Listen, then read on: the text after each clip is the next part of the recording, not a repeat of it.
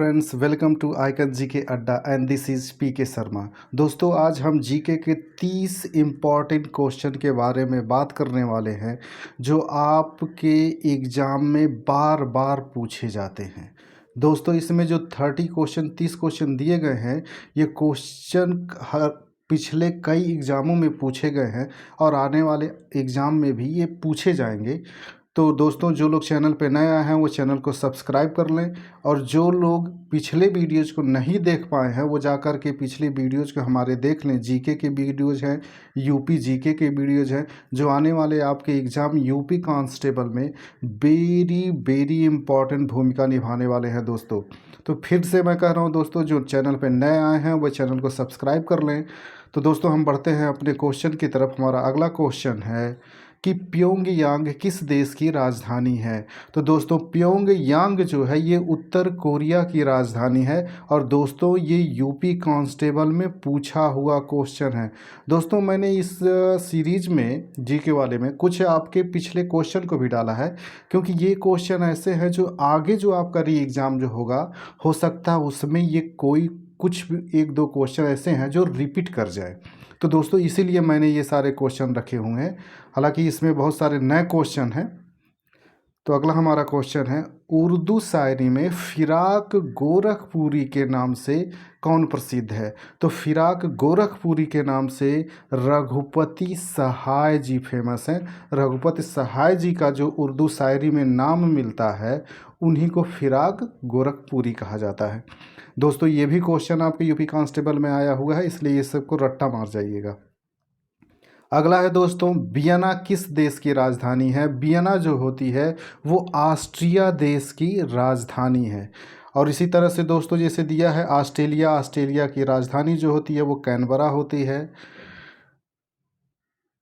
अगला है दोस्तों हमारा, विश्व पर्यावरण दिवस कब मनाया जाता है। तो विश्व पर्यावरण दिवस जो है ये 5 जून को मनाया जाता है।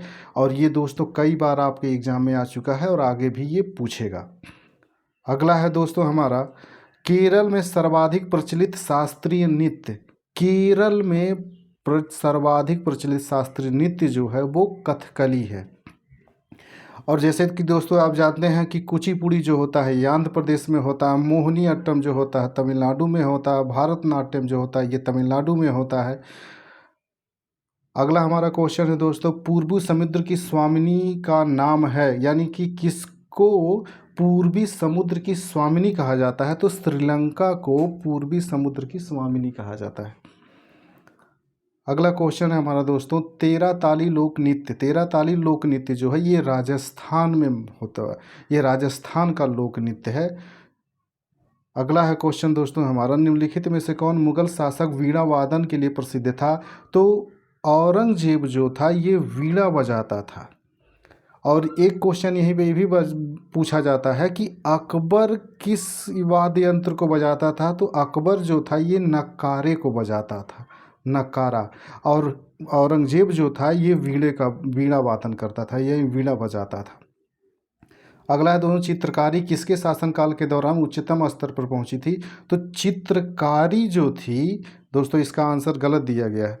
चित्रकारी जो थी वो जहांगीर के शासनकाल में, वो जहांगीर के शासनकाल में उच्च स्तर पर पहुंची थी। औरंगजेब इसका आंसर नहीं होगा दोस्तों, इसका आंसर जहांगीर होगा। अगला है, जैन धर्म के प्रवर्तक माने जाते हैं। जैन धर्म के प्रवर्तक जो है ऋषभदेव माने जाते हैं। दोस्तों, यहाँ पे लोग गलत कर देते हैं, कुछ लोगों को ये लगता है कि जैन धर्म के प्रवर्तक महावीर स्वामी है। ऐसा नहीं है।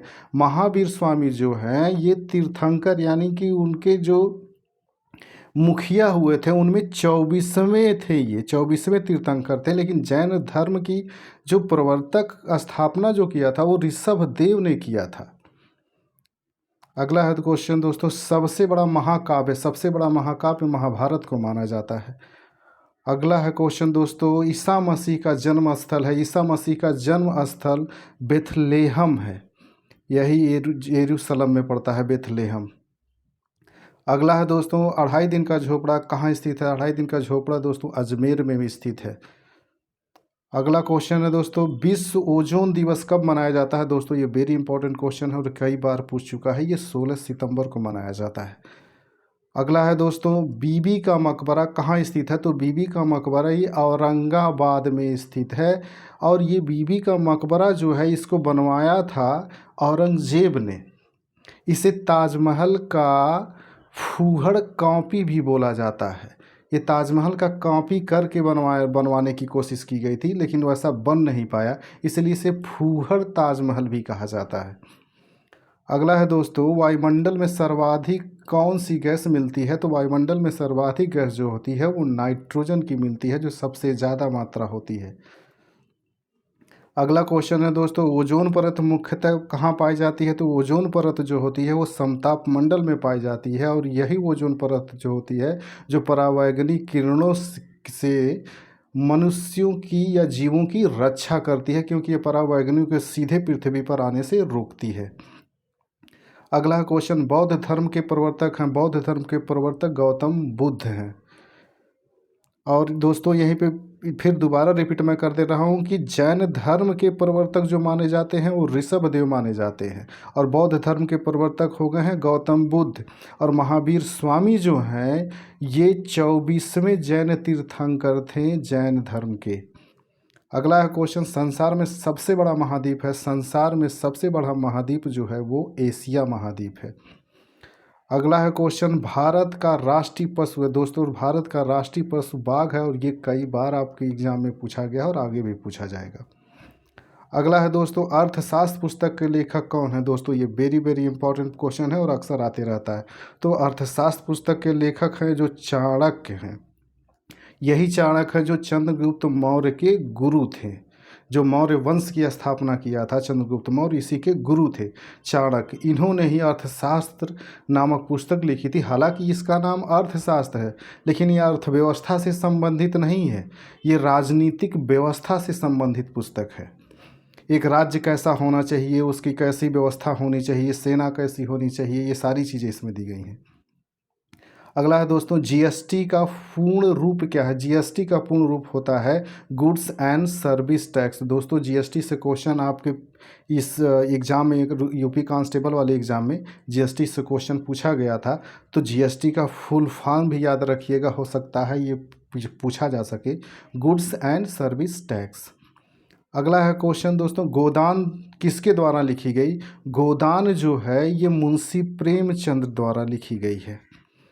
अगला है क्वेश्चन दोस्तों, सूर्योदय का देश के नाम से कौन देश जाना जाता है? तो सूर्योदय का देश के नाम से जापान जाना जाता है, क्योंकि ये एशिया में महाद्वीप के सबसे पूर्वी भाग में पड़ता है।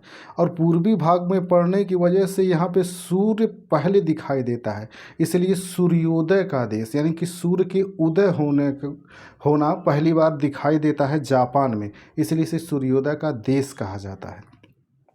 अगला है दोस्तों, किसे दक्षिण भारत का मैनचेस्टर कहा जाता है? तो दक्षिण भारत का मैनचेस्टर कोयम्बटूर को कहा जाता है।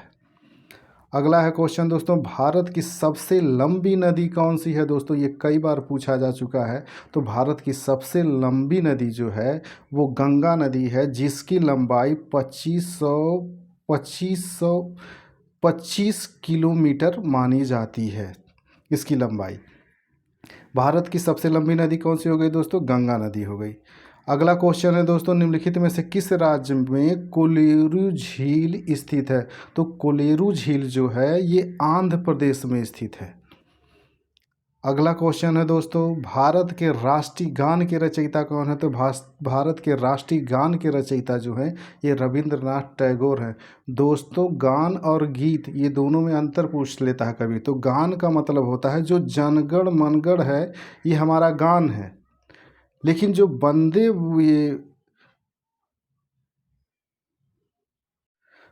दोस्तों जो हमारा वंदे मातरम है वो हमारा गीत है। तो याद रखिए कि गान मतलब भी होता है जनगण मन, ये है। दोस्तों ये था 30 क्वेश्चन जो एग्ज़ाम के लिए आपके इम्पॉर्टेंट है और जीके में अक्सर ऐसे क्वेश्चन पूछे जाते हैं। तो दोस्तों जिन लोगों ने चैनल को सब्सक्राइब नहीं किया है, चैनल को सब्सक्राइब कर लेंगे। और दोस्तों इसी तरह की वीडियोज़ आगे भी आपको मिलती रहेंगी। और दोस्तों यूपी जीके के संबंधित वीडियोज़ आपको जब तक आपका एग्ज़ाम नहीं हो जाता है तब तक प्रैक्टिस सेट के तौर पे आपको मिलती रहेंगी, ताकि यूपी जीके से आने वाले कोई भी क्वेश्चन आपके गलत न हो। और जीके से भी क्वेश्चन आपको ऐसे ही छोटे छोटे क्वेश्चन आपको दिए जाएंगे, ताकि आप आसानी से वीडियो देख सकें और उसका लाभ ले सकें। तो दोस्तों, जो लोग चैनल पर नए आए हैं चैनल को सब्सक्राइब कर लें। ठीक है दोस्तों, मिलते हैं हम अगले वीडियोज़ में। तब तक के लिए नमस्कार।